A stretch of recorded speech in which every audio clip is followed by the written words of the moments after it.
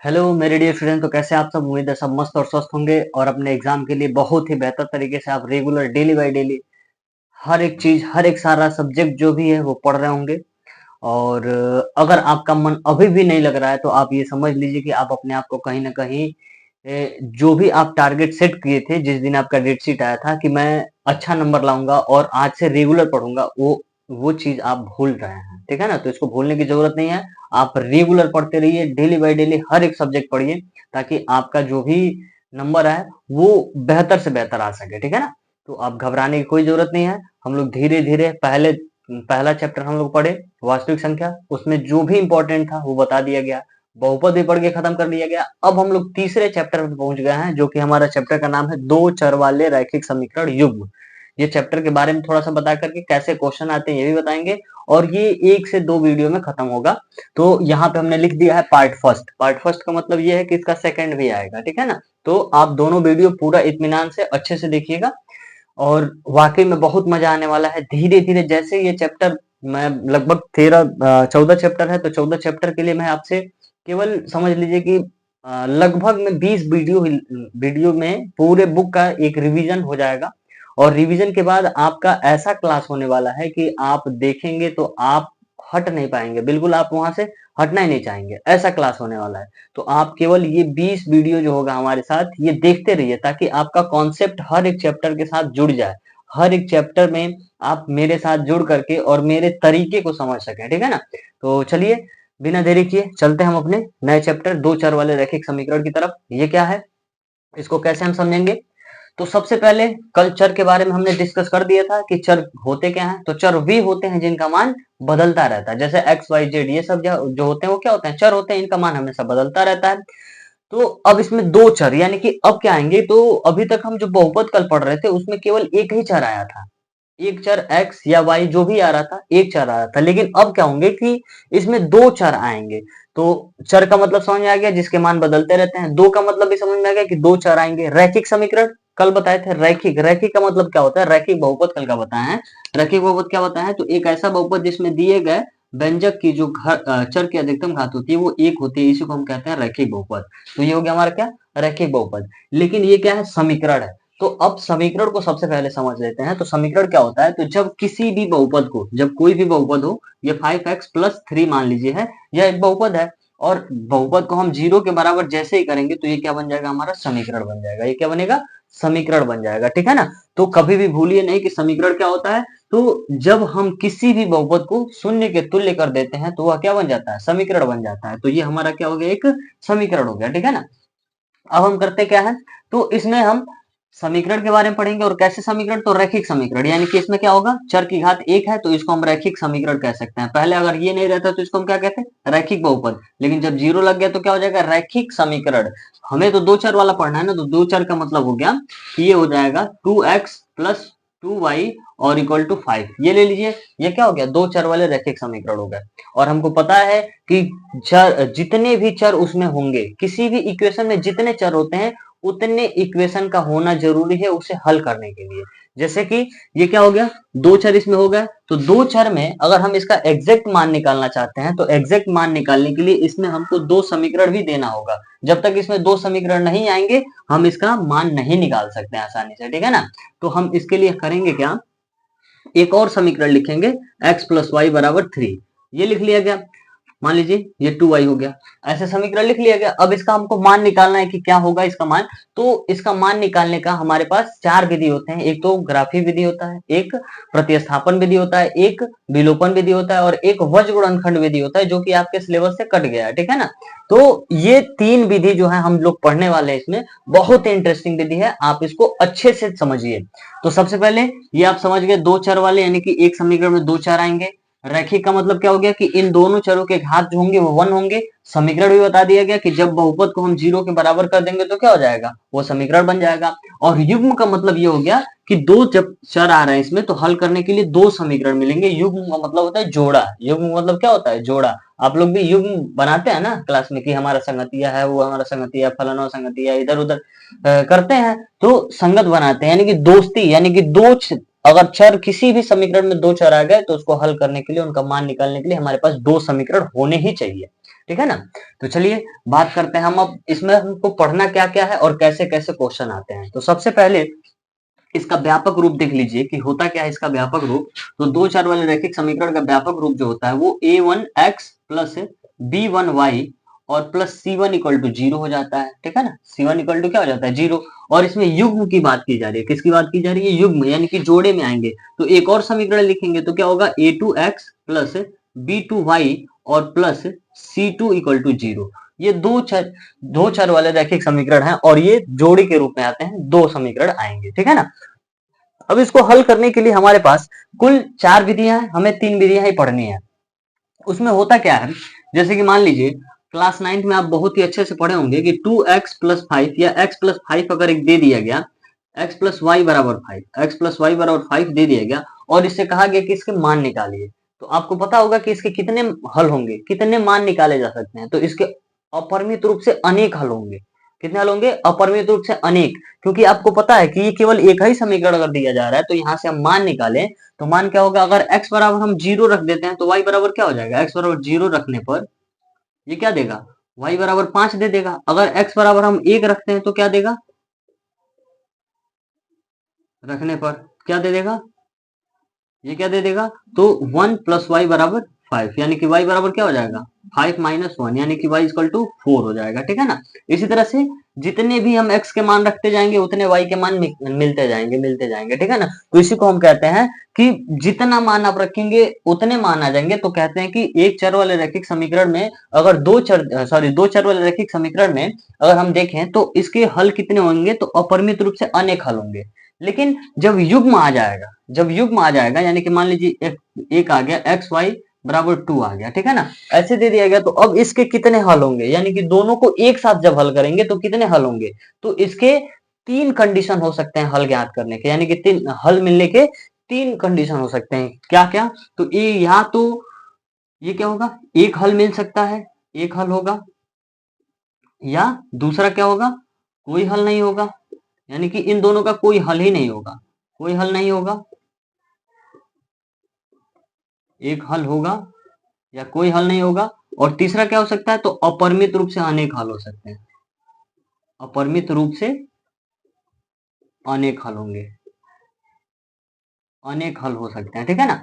तो इसके लिए हम क्या करेंगे कि कैसे निर्धारित करेंगे कि कब एक हल होगा, कब कोई हल नहीं होगा और कब अपरिमित रूप से अनेक हल होंगे।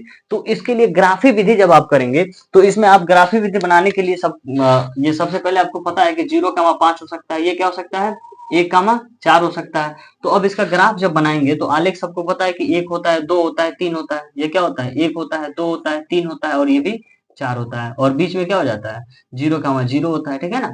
तो अब हम क्या करेंगे, 0,5 कहाँ होगा, ये 4 हो गया और ये क्या हो गया 5 हो गया, तो 0,5 यहाँ पे आएगा, ये 0,5 हो गया, और ये क्या आएगा, ये 1,4 1 हो गया और ये क्या हो गया 4 हो गया, तो ये आएगा 1,4 हो गया। अब इसके लिए हम एक रेखा खींच देंगे, तो एक समीकरण से हम एक रेखा खींच दिए और इस समीकरण से भी एक रेखा खींची जाएगी। ये आपका काम रहेगा कि कैसे इसको खींचते हैं। तो जब आप रेखा खींचेंगे तो रेखा का कंडीशन क्या हो सकता है, तीन तीन कंडीशन मिलेंगे। जैसे अगर आपको हम क्या दे देते हैं, 2 डंडे दे दिए और उसको कह दिए कि आप इसको रखिए, तो कितने तरीके से रख सकते हैं, तो या तो दोनों को हम ऐसे सीधा भी रख सकते हैं, या थोड़ा सा भी टेढ़ा करेंगे तो आगे जाके कहीं एक बिंदु पे काट देगा, या एक दूसरे के ऊपर रख सकते हैं। समझ में आ गया कि नहीं आ गया। तो यही 3 कंडीशन हमको मिलेंगे, यानी कि 2 चर वाले जब रैखिक समीकरण युग्म रहेंगे, 2 रेखाएं रहेंगे, 2 रेखाओं के समीकरण रहेंगे, तो इससे हमको केवल 3 तरह के कंडीशन मिल सकते हैं, या तो वो समांतर हो जाएंगे, या एक बिंदु पे काटेंगे, या संपाती हो जाएंगे, यानी कि अपरिमित रूप से अनेक हल हो जाएंगे, ठीक है ना। तो इसको समझने के लिए हम क्या करेंगे, थोड़ा सा अपने, देखिए यही तो है परंपरा, क्लास ले रहे हैं और अगर आपको साउंड सुनाई दे रहा होगा थोड़ा बहुत, तो देखिए यही है गांव का कल्चर, कैसे कल्चर हो गया है कि मतलब समझ लीजिए कि बोर्ड एग्जाम आने वाला है, लोगों को ये नहीं समझ आ रहा है कि बच्चे पढ़ रहे होंगे, कौन पढ़ रहा होगा, कौन क्या कर रहा होगा, और लोग अपने में मतलब इस तरह से आ गए हैं कि अपन मतलब क्या ही कहा जाए, इसमें अगर कह दिया जाए तो लोगों को बुरा भी लगेगा। ठीक है, सबकी अपनी परंपरा है, लेकिन आप लोग जितने भी लोगों को बोर्ड एग्जाम देना है, जो भी वीडियो अगर देख रहे होंगे, आप लोग केवल अपने एग्जाम पे फोकस कीजिए। एग्जाम अच्छा हो जाएगा तो ऐसे ऐसे बहुत सारे फंक्शन आपको अटेंड करने के मिलेंगे, ऐसे ऐसी चीजें बहुत मिलेंगी। ठीक है ना, तो इसमें कोई ज्यादा इंटरेस्ट ना लेने की जरूरत है, आप केवल पढ़ाई कीजिए, पढ़ाई पे फोकस कीजिए, आपका दिन जो होगा अच्छा होगा। ठीक है ना, तो चलिए इसमें हो गया। अब ग्राफी विधि से इसको हल जैसे ही करेंगे तो दो लाइनें बना लीजिएगा, एक लाइन इससे बन जाएगा, एक लाइन इससे बन जाएगा, और देख लीजिएगा कि कहाँ पे काट रहे हैं उतने हल इसके होंगे। एक हल होंगे, नहीं तो अपरिमित हल अनेक हल होंगे, और नहीं तो कोई हल नहीं होगा। ठीक है ना, तो इसमें क्या होगा कि इसमें हम एक तरीके से और कर सकते हैं कि बिना हल किए, जैसे यहां से तो हम मान निकाले हैं, अब हम क्या बता रहे हैं कि बिना मान निकाले, यानी कि किसी भी दो समीकरणों को बिना हल किए हम इसके मानों को बता देंगे कि वो अपरिमित रूप से अनेक हल होंगे, या एक हल होंगे, या कोई हल नहीं होगा। तो इसके लिए आपको कुछ चीजें याद रखनी होंगी, वो चीजें क्या है तो हम बताते हैं आपको। जैसे क्या है, ये दो चर वाले रैखिक समीकरण हो गए।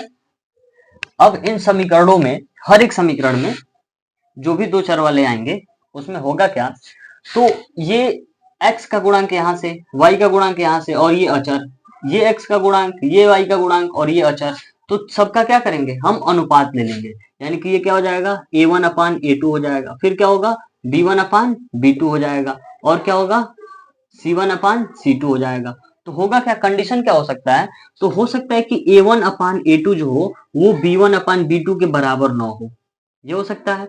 और क्या हो सकता है कि a1 अपान a2 जो हो वो क्या हो b1 अपान b2 के तो बराबर हो, लेकिन c1 अपान c2 के बराबर न हो, ये हो सकता है। या हो सकता है कि तीनों आपस में बराबर हो जाए, b1 अपान b2 और equal to c1 upon c2 के बराबर हो जाए। ठीक है ना, तो इन तीनों कंडीशन से हम दिखा सकते हैं कि वो क्या होंगे, अपरिमित रूप से अनेक हल होंगे, या कोई हल नहीं होगा, या ये एक हल होगा। ठीक है ना, तो इसके लिए क्या है, अगर ये a1 upon a2 not equal to b1 upon b2 हो जाता है तो ये क्या होगा, इसका एक हल होगा, यानी कि एक बिंदु पर प्रतिच्छेद करेगा, एक बिंदु पर प्रतिच्छेद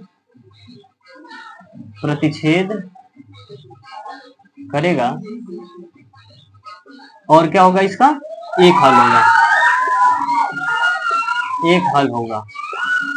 ठीक है ना, और ये क्या होगा, ये क्या होगा, तो ये दोनों तो बराबर हो गए, लेकिन ये बराबर नहीं है, तो ये क्या होगा, ये रेखाएं जो होंगी वो समांतर होंगी, यानी कि इसमें किसी भी बिंदु पर प्रतिच्छेद नहीं करेगा, किसी भी बिंदु पर, किसी भी बिंदु पर प्रतिच्छेद प्रतिच्छेद नहीं करेगा, नहीं करेगा, यानी कि इसका क्या होगा, कोई हल नहीं होगा, कोई हल नहीं है। ठीक है ना, इसका कोई हल नहीं है। और ये क्या होगा, ये जो होगा इसके लिए ये ये संपाती होंगे, ये क्या होंगे संपाती। संपाती का मतलब क्या होता है, संपाती होंगे, रेखाएं संपाती होंगी, तो इसके अपरिमित रूप से अनेक हल होंगे, अनेक हल होंगे। ये है गांव का कल्चर, देख लीजिए आप भी इसमें कितने मशगूल होंगे। हम तो जहां तक उम्मीद करते हैं आप अपने पढ़ाई पे फोकस कर रहे होंगे, आप अच्छे से पढ़ते रहिए, देखते हैं कितने देर तक चल पाता है, नहीं तो हमको बंद करना पड़ेगा। ठीक है ना, तो देखिए ये चीजें आप याद रखिएगा कि अगर यहाँ से कंपेयर करने के बाद ये चीजें अगर बराबर नहीं होती हैं तो एक बिंदु पर प्रतिच्छेद करेगा, और ये क्या होगा एक हल होगा। और ये दोनों बराबर हो गए, लेकिन ये बराबर नहीं है तो क्या होगा, किसी भी बिंदु पर प्रतिच्छेद नहीं करेगा और इसका कोई हल नहीं होगा, यानी कि रेखाएं समांतर होगी, इसको कह सकते हैं ये क्या होगा समांतर होगा, समांतर होंगी रेखाएं। ठीक है ना, और ये क्या होगा, ये संपाती होगा, यानी कि तीनों अगर आपस में बराबर हो जाते हैं तो संपाती होंगे, और इसके अपरिमित रूप से अनेक हल होंगे। ठीक है ना, तो अब ये क्या होता है, एक चीज और देख लीजिए, इसको हम क्या कहते हैं, जब ये कंडीशन मिलता है यानी कि एक बिंदु पर प्रतिच्छेद करेगा तभी इसको कहते हैं कि संगत हल है। क्या है, संगत हल है। ठीक है ना, और ये क्या हो जाता है, जब ये मतलब समांतर हो जा रहे हैं तो कोई हल नहीं है तो इसको कहते हैं असंगत हल है, असंगत असंगत हल है। ठीक है ना, और ये क्या हो जाएगा, यहाँ पे ये देखेंगे तो ये भी क्या हो जाएगा, ये संगत हल होता है, संगत हल। ठीक है ना, तो ये सभी कंडीशन है, लगभग होगा आपका सारा चीज इससे कंप्लीट हो गया है कि जैसे क्या रेखाओं में संबंध क्या होगा देख करके कैसे बताएंगे कि इस पे एक हल हो रहा है कि अपरिमित रूप से अनेक हल है कि कोई हल नहीं है, संगत है कि असंगत है कि क्या है। तो ये सारी चीजें देख करके आप समझ गए होंगे, ठीक है ना। कल हम आपका कुछ क्वेश्चन बताएंगे और कुछ इस पे आधारित जैसे प्रश्न आते हैं वो सारे प्रश्न को बताते हुए आगे जो है प्रतिस्थापन विधि, विलोपन विधि और ग्राफी विधि, जो भी ग्राफी विधि तो बता ही दिया गया। जल्दी जल्दी बोलने का यही है हमारा मोटो कि ये आवाज जो पीछे से बैकग्राउंड में आ रहा है वो आवाज ना आए और आप लोग डिस्टर्ब ना हो, ठीक है ना। तो उम्मीद करते हैं कि आप कंसंट्रेट होके पढ़ रहे होंगे, ठीक है ना। और आप इन सभी चीजें से अभी दूर रहिए, क्योंकि एक बार अगर आप नौकरी ले लेते हैं, जब आपकी जॉब हो जाएगी तो समझ लीजिए कि ऐसे मतलब एक कहावत ही कही जाती है कि जिस दिन आप सक्सेस हो गए, सक्सेसफुल हो गए, आपके पास मतलब पर्याप्त इतना मतलब है पैसा कि आप जो चाहें वो कर सकते हैं, तो आपके लिए हर दिन होली होगा और हर रात दिवाली होगी, पछताने की जरूरत नहीं पड़ेगी। तो इसलिए आप अपने काम पे फोकस कीजिए और पढ़ाई पे फोकस कीजिए। सबसे मुश्किल काम है पढ़ाई करना, बाकी सारी चीजें तो बहुत ही आसान है। जो भी लोग कर रहे हैं ये एंजॉय कर रहे हैं, तो ये समझ लीजिए कि बहुत ही मतलब इंटरेस्ट आता है और आसान है।